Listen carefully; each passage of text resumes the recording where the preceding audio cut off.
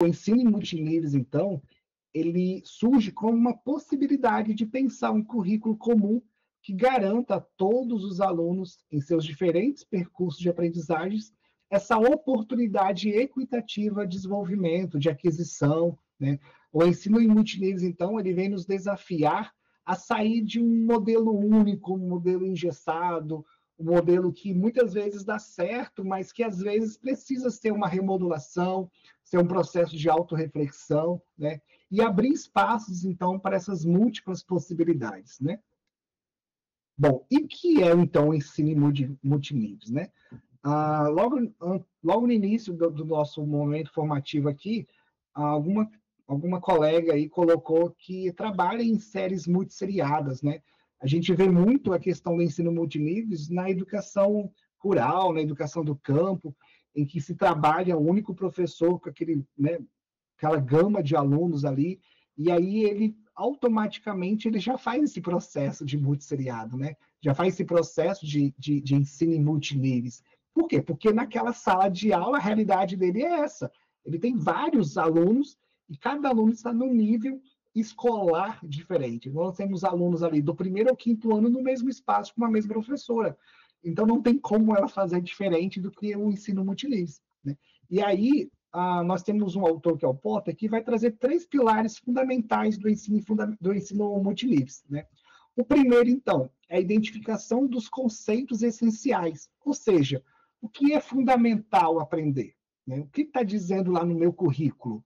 É crucial, então, determinar quais são os conceitos centrais que precisam ser aprendidos em cada aula, em cada turma, em cada tempo, garantindo, então, que todos os alunos tenham acesso a esse conhecimento fundamental, né? Outro ponto que o Porter vem de dizer, diversas formas de expressar a compreensão, né? De fazer o aluno compreender. Então, diferentes alunos, eles aprendem de maneiras distintas e expressam a sua compreensão também de formas variadas. Portanto, é importante oferecer múltiplas opções para que o aluno possa demonstrar o que aprendeu, né? Seja aí por meio de trabalho escrito, de apresentação oral, de desenho, né, de projetos práticos, dessa gama de possibilidades avaliativas que nós encontramos, né? Que os alunos eles podem ter uma gama, uma múltipla opção de demonstrar que aprenderam. E aí vem o terceiro pilar, que é a criação de avaliações que se alinhem com esses diferentes níveis de desempenho, né? As avaliações, então, elas devem ser adaptadas aos diferentes níveis de desempenho dos nossos alunos, considerando suas necessidades, a capacidade individual. Isso pode incluir a utilização de diferentes tipos de tarefas, né? Níveis de dificuldade e critérios de avaliação. Às vezes a gente pensa numa mesma avaliação, digamos, uma avaliação escrita, mas a gente pode pensar ali de forma diferenciada, né? De níveis de dificuldades diferenciados e critérios de avaliação também, né? E isso tudo possibilita o quê? Que o currículo seja acessado por todos, ainda que de maneiras diferentes, né? Respeitando essas diferenças, né? Então, o currículo ele é desenvolvido por todos, ele é apresentado, ele é acessado por todos, mesmo que para alguns tenha alguma diferença na maneira de aquisição. Então, é isso muito importante nós compreendermos no ensino multiníveis essa questão de trazer o currículo comum para todos, mas a forma de acessar ser de forma diferenciada, de forma planejada, de forma pensada nas diferenças dos nossos alunos, né? Bom, e aí é muito importante a gente não confundir, né, o que é ensino em multiníveis e o que é atividades diversificadas. Muitas vezes, né, lá na nossa realidade, da nossa escola, a gente trabalha com atividades diversificadas. Então, eu tenho lá 25 alunos e eu tenho, desses 25, eu tenho um aluno público da educação especial. E aí eu vou preparar uma atividade diferenciada para esse aluno, né? Que é uma atividade diversificada para esse aluno. Então é importante a gente não confundir o que é ensino em multiníveis e o que é atividades diversificadas. E aí, o que é critério de cada um, né? A proposta é trabalhar o mesmo tema, a mesma temática, o mesmo currículo para todos, com abordagens ajustadas às possibilidades de cada um. Então, a intencionalidade e a mediação é que faz toda a diferença. E aí eu trago, ó, o ensino em multiníveis. Ele tem ali um tema comum, né, um currículo comum, com diferentes níveis de abordagem, com um objetivo único, né, mas adaptado aos níveis de aprendizagem dos alunos.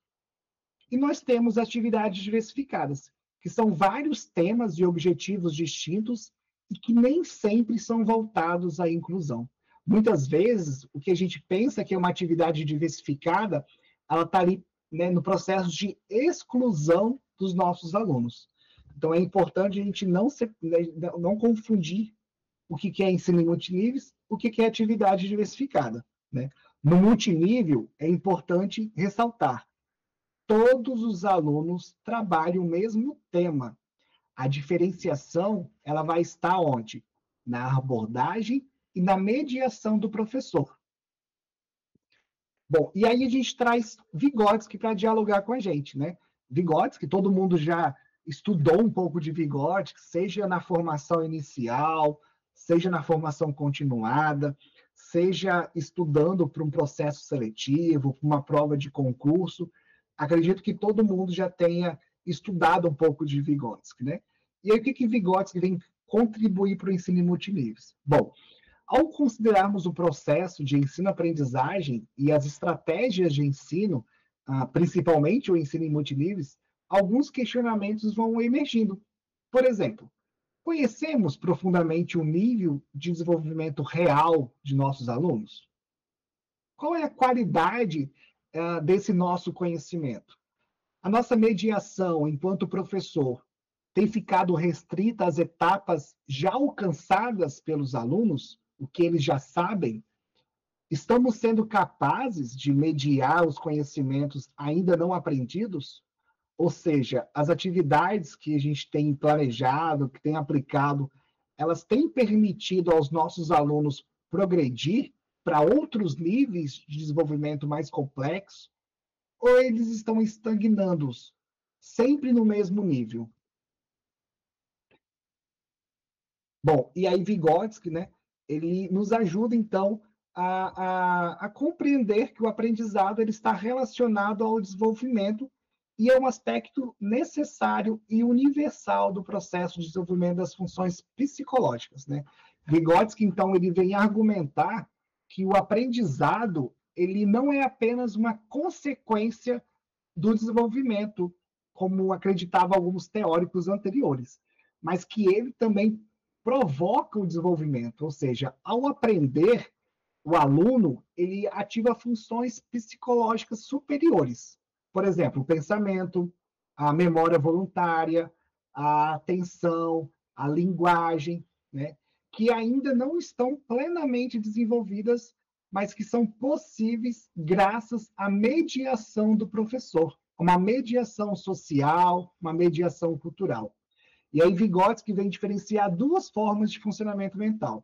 As funções elementares, né, como a percepção e a atenção involuntária, e as funções superiores, como a linguagem, pensamento lógico, a memória, que são adquiridos, então, no meio, né, em que a criança vai conviver, no meio cultural, no meio social, a escola, por exemplo, é onde os alunos vão ter esse processo de aquisição das funções superiores. Essas funções, elas não se desenvolvem de forma espontânea apenas pelo processo de maturação biológica, né? Elas surgem e se estruturam por meio da interação com o outro, especialmente em contexto escolar. Por isso que, e aí eu, né, enquanto professor de educação infantil, dialogo diretamente com os professores da educação infantil, por isso a importância da educação infantil, né? Da criança de um tempo de vida de 2, de 3, de 4, de 5 anos, de estarem inseridas nesse contexto social para que elas possam desenvolver as suas funções superiores, né? E aí, embora Vygotsky reconheça que é uma base biológica no desenvolvimento, ele enfatiza que isso não é suficiente para explicar o surgimento das capacidades humanas mais complexas. O ambiente escolar, o ambiente social, o ambiente cultural, né, com suas práticas, valores, linguagem, instrumentos e interações, é que vai ativar os processos internos de desenvolvimento, que sem essa mediação de um adulto, sem a mediação do professor, elas não seriam despertadas.